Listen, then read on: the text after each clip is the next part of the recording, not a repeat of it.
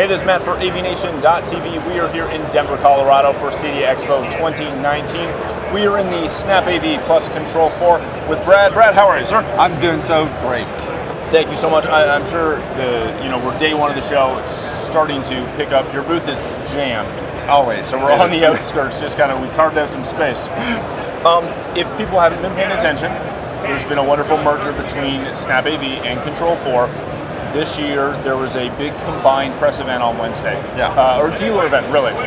All of the Control4 dealers that were available, SnapAV dealers, came into a ballroom, or actually a theater here at the convention center, and the CEO and the CTO got up, talked about the history of the company, talked about the future, talked about where this is going and how this partnership is going to play out. There were a bunch of great products that were announced at the end of that. I want to dig into those real briefly, and then we'll come back to the keynote for a second. One of the things that was talked about was those larger projects, and how at times there's been maybe a misconception that Control4 was not able to handle facilities of that size and scale. This year, partially to address that, you've released a brand new processor. Tell us a little bit about that. Yeah, so with OS3, we have one software, one smart home platform that scales for projects of all sizes. Today we have a lot of smaller projects, 10 devices or so. We also have a lot of them that have 1,100, 1,200 devices.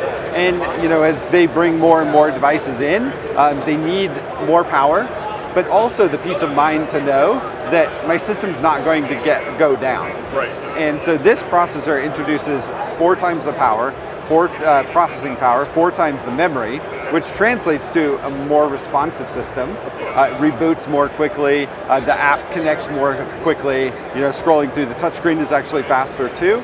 So it's a great customer experience, but also introduces redundant components, redundant networking, SSD hard drive, redundant power supply. Right.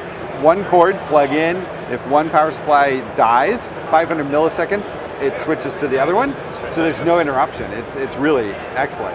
So it's that perfect top end of the controller line to do all the power and, of course, the redundancy. And that was really one of the threads of the keynote, was that these systems have to be professionally designed, professionally installed.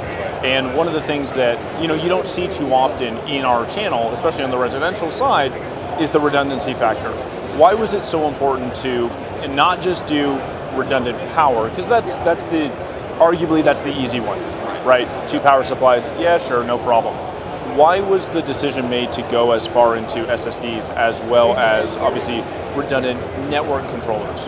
If you're going to do it right. Right?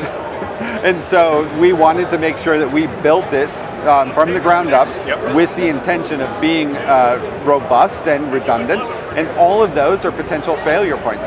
Even the fan that keeps the system cool, we have redundant fans, right? And the heat sink on the processors is bigger than normal to help reduce a lot of that heat, dissipate the heat more quickly, because that reduces the wear and tear on the processors too. So all of those elements have been very thoughtfully designed to bring that robustness for those customers that want that. Very, very cool. I know that obviously Control4 has been very invested in Alexa. Yeah. That partnership's been well touted. It's working very well. I believe, you may have to correct me, something like 30,000 commands a day. 37,000. 37,000 commands a Every day are being run through Alexa on a Control4 system.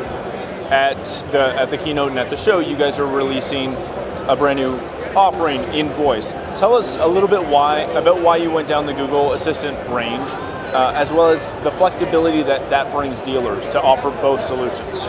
So we've always been committed to an open ecosystem and giving dealers and customers choice. The Alexa implementation has been fantastic, and as Google's Assistant has come out and grown in the market too, we wanted to offer that as an option as well. And so we're happy to add that to all of the voice. There's also Josh AI integration too. So you all have a lot of choice to choose the one that you prefer, because some households are all Google, some are Amazon, some are Apple, whatever. You want to be able to choose the right assistant voice assistant for your home. One of the other things I just want to touch on before we jump from this, The privacy Smart Home Privacy Guard. Yeah. That was something that I don't want to say is revolutionary, but it's something that we just don't see that often. An upfront discussion on privacy and what happens when you have some of these smart devices in your house. Just give us a quick overview of that. So we've always been deeply committed to customer privacy.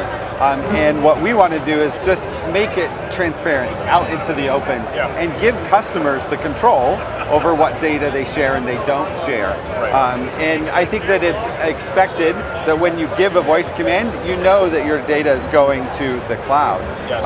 But what some may not be aware of is that when you are connected in this way, sometimes using the system outside of the voice can generate data that goes into a particular cloud. Privacy Guard, which is on by default, stops that data from being shared, and then the customer can make that decision. Yeah, I want additional features, or I'm okay with this, and they, put it in their hands rather than us making a decision for them. Very good. Earlier this year, of course, to quite a lot of fanfare, you announced OS3. The newest generation of your software platform for control. Give us a quick overview of how that's going. I know in the keynote again they talked something like 90% of Control4 projects are now dealers have done it. The numbers seem fantastic. Give us a quick overview of that. Yeah, every 5 minutes another home gets OS3. That's amazing. In 3 months, right? We first told the world about it 3 months ago, and to have that type of scale and traction and the adoption among dealers is truly fantastic. We are, like I said, or like you mentioned, 90% of Control4 dealers have installed an OS3 Home, and that's because OS3 was built to take advantage of the tools they know already, so they're immediately productive.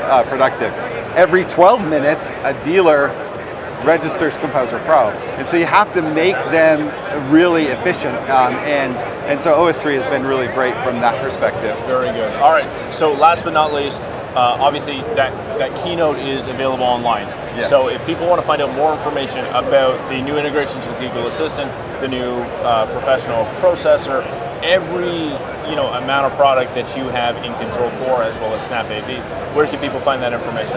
On SnapAV.com, you can go and find all of the keynote information, including the live blog commentary and the video.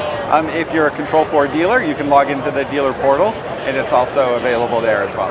Excellent. Thank you so much, Brad. Appreciate your time. Thank you. For more coverage from CEDIA Expo 2019 and to learn more about AVNation, please visit avnation.tv. That's avnation.tv.